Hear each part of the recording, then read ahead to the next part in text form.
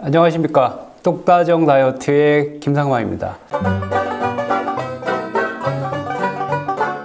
오늘 이 시간에는 이 똑똑한 다이어트의 정석, 똑다정 다이어트 어떻게 시작하나에 대해서 간략하게 요약해드리는 그런 시간입니다.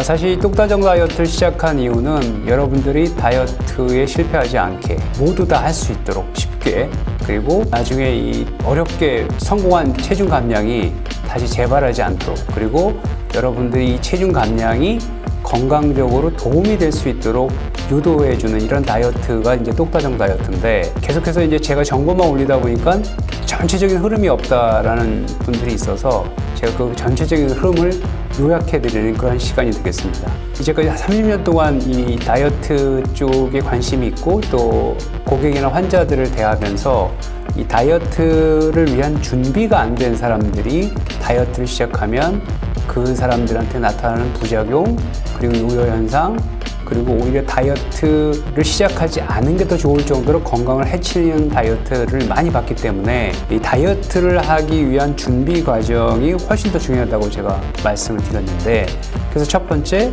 준비 과정이 나는 정말 지방 분해를 할 수 있는 사람인지 과정이 중요하고, 두 번째는 분해된 지방을 에너지로 쓸 수 있는지가 돼 있고, 그 다음에 이런 지방이 분해됐을 때 우리가 에너지로 만약에 안 쓰거나 조금 쓰는 시간 속도가 늦다고 하면 이 분해된 지방이 오히려 나한테 독이 되는, 간에 축적되는 그런 현상이 일어나지 않는지, 이걸 파악한 다음에 이 3단계가 다 준비가 된 사람이 다이어트를 시작해야 된다라고 말씀을 제가 드렸습니다. 원래는 뭐 검사를 병원에 와서 하시면 좋죠. 그래서 뭐 어떤 과정에 문제가 있는지를 보면 되는데, 그래서 병원이라는 데가 뭐 사실 여러분들이 쉽게 올 수 있는 자리는 아니기 때문에 설문지를 통해서 지방 분해 능력에 문제가 있는 건지, 아니면 지방 분해는 했는데 이 분해된 지방을 에너지로 못 쓰는 건지, 또는 이 분해된 지방을 에너지로 쓰는 건 한계가 있기 때문에 과잉하게 발생된 이런 그 유리지방산이라는 지방을 잘 소화시킬 수 있는지, 이 과정을 파악하는 제가 설문지를 이제 말씀을 드렸고요. 그래서 첫 번째 이제 똑다정 다이어트 1단계 설문지를 먼저 작성을 해서 어디에 문제가 있는지를 보는데,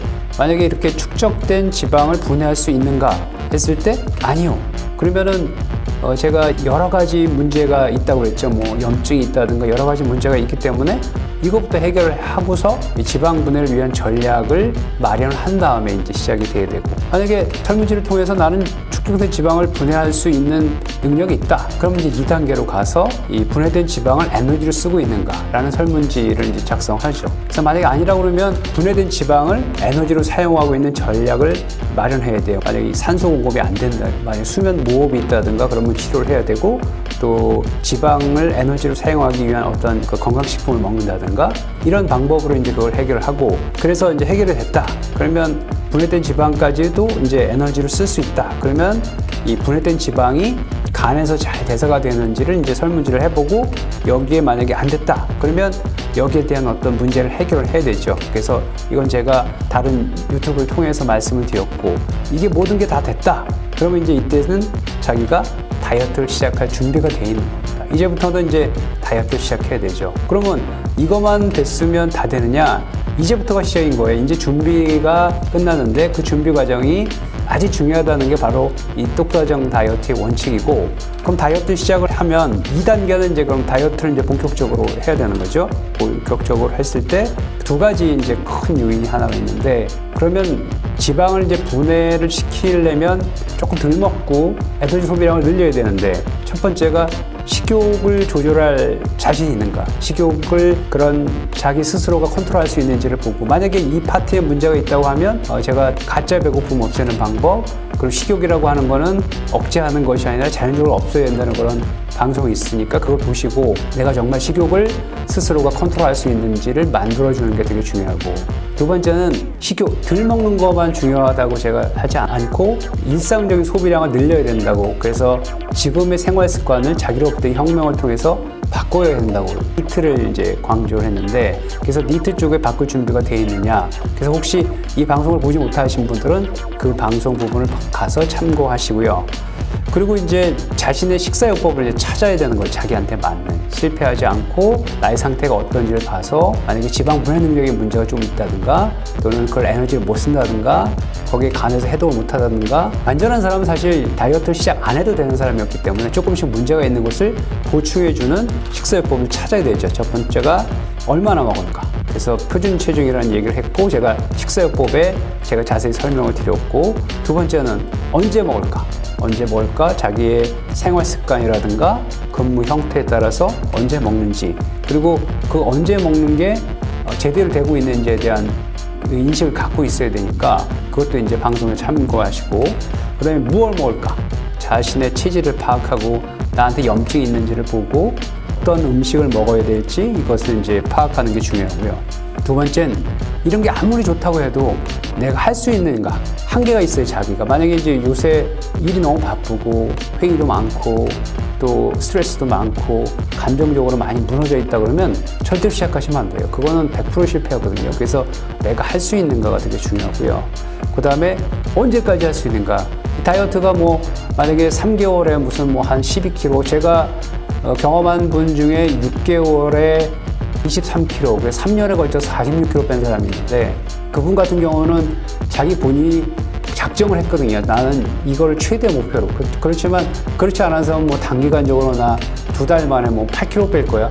꽤 빼는 건 중요하지만 그 8kg 뺀 그런 생활 습성을 계속 유지할 수 있을지 그렇지 않으면 계속해서 재발하거든요. 그래서 이런 5가지를 해서 원칙에 따라서 자기가 자기한테 맞는 식사요법을 찾는 것이 이제 2단계고 또 그거와 함께 운동을 찾아야 되죠. 만약에 니트 정도로만 해결할 수 있어도 되고 사실 어떤 우리 그 간헐적 단식이다 이런 것들은 또는 저탄고지요법은 그렇게 운동을 강조하진 않지만 그래도 운동은 기본적으로 보통 니트와 더불어서 자기가 할 수 있는 가벼운 운동 정도는 할 수 있어야 됩니다. 그래서 이 자기한테 운동 요법을 찾는 것도 강도를 자기가 맞춰야 되고 따로 아마 방송으로 제가 드릴 거고요.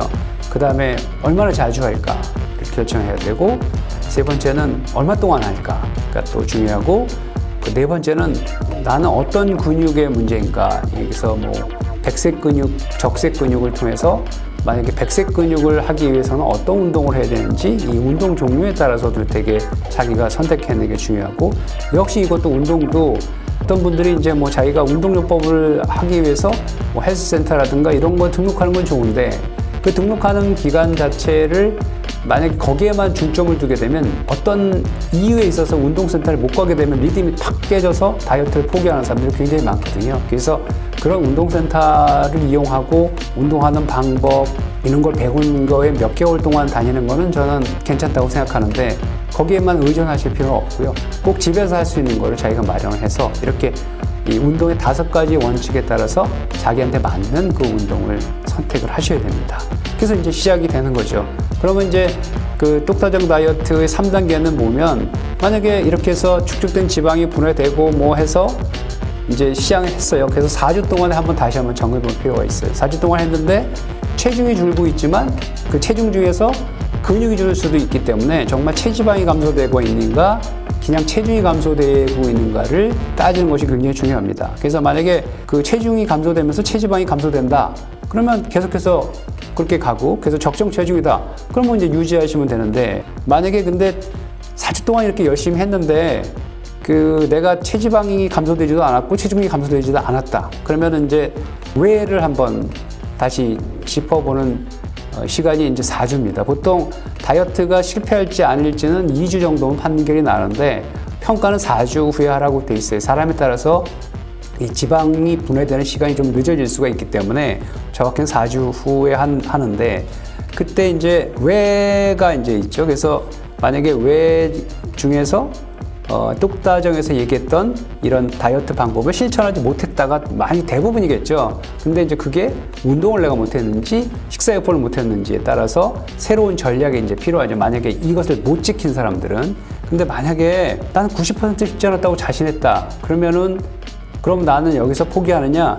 그런 경우는 사실은 병원이 필요합니다. 왜냐하면은 사실 자기가 모르는 병이 있을 수도 있고요. 질병이 숨어 있을 수도 있고 또 지방분해 단계에서 어떤 단계에는 유전적인 문제가 있을 수도 있고 그래서 이런 경우에는 의학적인 정밀 검사가 필요하기 때문에 나중에 이제 똑다정에서 추천한 어떤 병원이나 방문을 해서 정밀하게 검사를 받아보시고 만약에 그것을 해결할 수 있는 이유를 먼저 해결한 다음에 다시 이 똑다정 다이어트로 들어와서 치료를 하셔야 됩니다.